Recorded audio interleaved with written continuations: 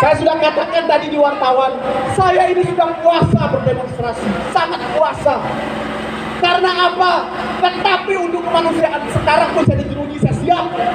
Tangkap saya sekarang kalau mau. Kalau soal kemanusiaan, saya rela mati. Hidup rakyat! Untuk kemanusiaan. Karena kemanusiaan ini berkaitan dengan nyawa, maka saya rela mati kapanpun. Kalau untuk membela masyarakat miskin. Hidup rakyat! Saya sudah beberapa kali melakukan hal ini. Dia ini akan muncul kalau ada rakyat yang tertindas, Bapak Ibu semua. Kapan itu kasus Nuril? Saya korlapnya dulu. Saya berani karena apa? Karena ada manusia di sana yang ingin dikriminalisasi oleh pejabat. Sama dengan hal hari ini, ada pelayanan publik yang tidak beres di Lombok Tengah. Maka kita turun bersama ingin menyuarakan hal tersebut. Saya akan hapus, saya akan bubarkan yayasan ini kalau pelayanannya sudah baik. Dan yayasan ini tidak akan pernah ada di satu desa kalau pelayanannya baik. Kenapa dia ada? Pasti ada masalah. Ada masalah kesehatan, ada masalah banyak bersama layanan dan segala macam. Itu baru dia ada, tidak akan ada kalau pelayanannya baik. Nah, oleh karena itu, rekan-rekanku semua, seperti saya katakan tadi, jangan pernah takut untuk menyuarakan kebaikan dan kebenaran. Fakta itu jeruji besi menjadi ada di depan mata kita. Karena itu ada tantangan untuk menjadi orang baik, Bapak Ibu semua. Tidak semua orang yang dalam penjara itu orang jahat. Tidak semua orang yang dalam penjara itu orang jahat. Sering saya katakan, banyak orang baik yang tidak tahu juga dikriminalisasi. Maka kita harus bersama-sama menyuarakan apa yang menjadi kepentingan orang banyak.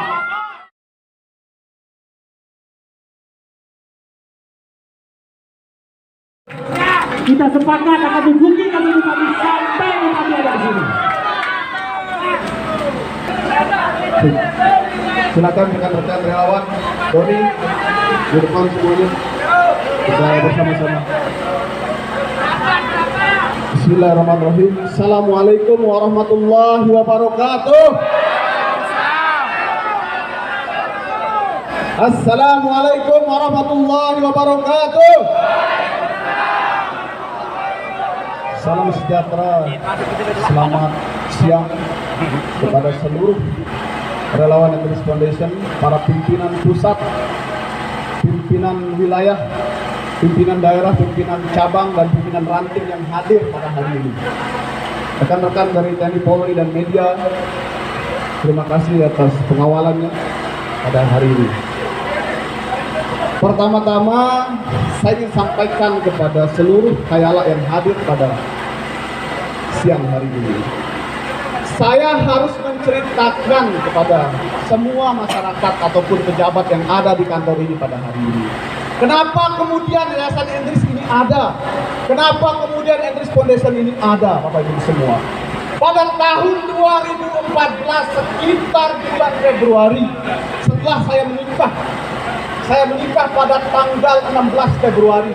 Akhir Februari saya bertemu dengan seorang bule yang memegang sebuah majalah yang isinya adalah orang sakit di Nusa Tenggara Barat, terutama di Pulau Lombok. Saya tidak percaya pada saat itu bahwa banyak orang sakit di pulau saya tercinta ini. Apa yang saya lakukan setelah itu? Saya mengelilingi pulau kita tercinta ini selama 2 hari 2 malam. Dan saya menemukan ada lebih dari 500 orang sakit cacat, anak-anak, kanker yang terlantar. Setelah itu, Bapak-bapak, Ibu semua, kawan-kawan semua yang belum pernah mendengar cerita saya ini. Setelah itu, apa yang harus saya lakukan sebagai seorang Endris Susanto yang baru saja lulus sarjana, yang baru saja menikah dengan badan yang utuh seperti ini? Apa yang harus saya lakukan?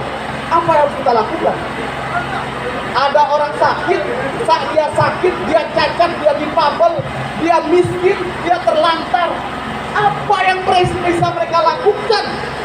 Pulau kita ini katanya pulau surga, pulau yang indah, tetapi apa yang dirasakan oleh rakyat yang ada di samping jalan sana? Apa yang dirasakan oleh rakyat di desa sana tidak dirasakan oleh orang di kota.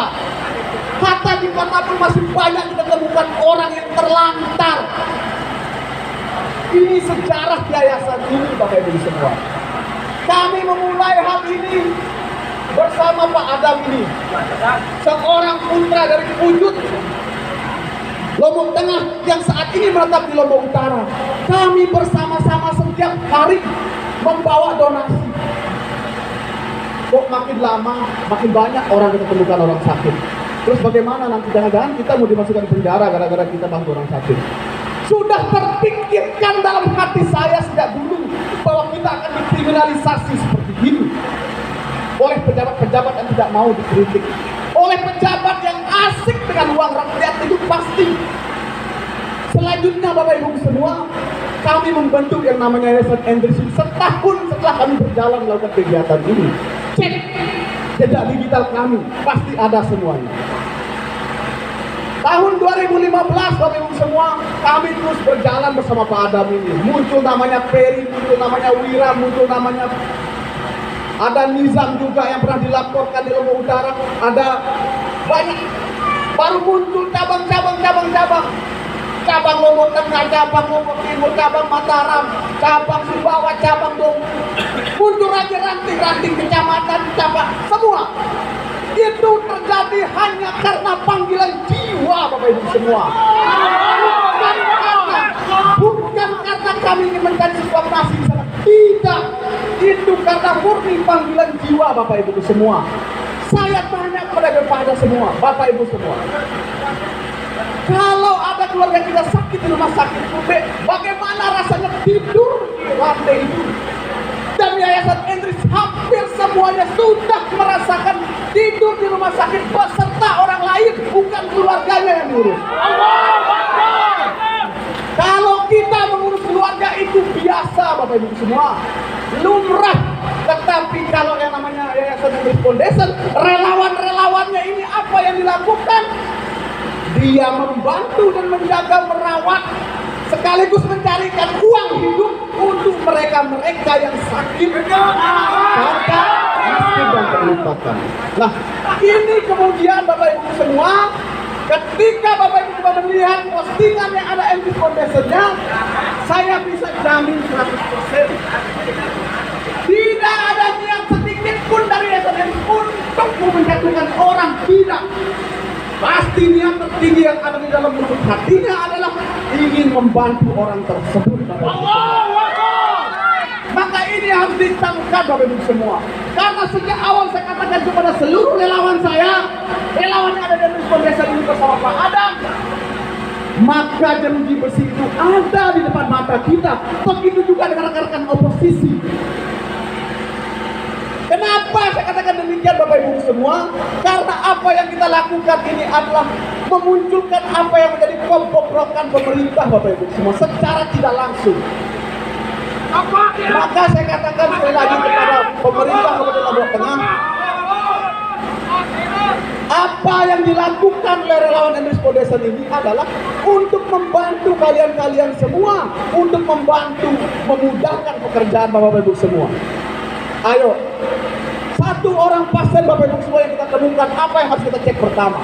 KTP, KK, BPJS. Masih banyak warga kita belum punya KTP. Masih banyak warga kita meninggal di bawah umur, menikah di bawah umur, yang tidak punya KK. Apa syarat BPJS? BPJS itu syaratnya KK. Kalau tidak ada KK, bagaimana caranya kalau kami tidak posting? Dari mana dia dapat uang? Mau pemerintah ngasih? Nggak mau. Apa alasannya? Hidup! Apa alasannya pemerintah itu tidak mau ngasih uang? Karena tidak ada kakaknya. Bagaimana ada kakak? Akad nikah nggak ada. Dia nikah di bawah umur misalnya. Ini yang terjadi. Jangan sedikit-sedikit main lapor. Hidup relawan! Saya sudah katakan tadi di wartawan, saya ini sudah puasa berdemonstrasi, sangat puasa. Karena apa? Tetapi untuk kemanusiaan sekarang pun saya dijeruji, saya siap. Tangkap saya sekarang kalau mau. Kalau soal kemanusiaan, saya rela mati. Hidup rakyat! Untuk kemanusiaan. Karena kemanusiaan ini berkaitan dengan nyawa, maka saya rela mati kapanpun. Kalau untuk membela masyarakat miskin. Hidup rakyat! Saya sudah beberapa kali melakukan hal ini. Dia ini akan muncul kalau ada rakyat yang tertindas Bapak Ibu semua. Kapan itu kasus Nuril? Saya korlapnya dulu. Saya berani karena apa? Karena ada manusia di sana yang ingin dikriminalisasi oleh pejabat. Sama dengan hal hari ini ada pelayanan publik yang tidak beres di Lombok Tengah, maka kita turun bersama ingin menyuarakan hal tersebut. Nah, kalau bapak-bapak, ibu-ibu tidak terketuk dengan cerita saya, maka buanglah hati itu ke darat ke laut sana. Buang saja. Percuma punya hati kalau tidak bisa membantu orang, percuma. Karena niat dari desa itu sendiri satu, hanya ingin membantu masyarakat. Saya katakan sekali lagi, tidak akan ada Etnis Foundation ini nanti di Lombok Tengah kalau pelayanannya sudah baik. Saya jamin itu. Tidak akan berubah nama. Saya akan hapus. Saya akan bubarkan desa ini kalau pelayanannya sudah baik. Dan yayasan ini tidak akan pernah ada di satu desa kalau pelayanannya baik. Kenapa dia ada? Pasti ada masalah. Ada masalah kesehatan, ada masalah banyak persoalan layanan dan segala macam. Itu baru dia ada, tidak akan ada kalau pelayanannya baik. Nah, oleh karena itu, rekan-rekanku semua, seperti saya katakan tadi, jangan pernah takut untuk menyuarakan kebaikan dan kebenaran. Fakta itu jeruji besi menjadi ada di depan mata kita. Karena itu ada tantangan untuk menjadi orang baik, Bapak Ibu semua. Tidak semua orang yang dalam penjara itu orang jahat. Tidak semua orang yang dalam penjara itu orang jahat. Sekali lagi saya katakan, banyak orang baik yang tidak tahu juga dikriminalisasi. Maka kita harus bersama-sama menyuarakan apa yang menjadi kepentingan orang banyak. Terima kasih kepada seluruh rekan-rekan semua yang hadir. Saya tetap akan nurut perintah dari Kordum, karena di sini Kordumnya Pak Restu Adam. Kalau memang harus menginap, saya akan menginap di sini. Terima kasih.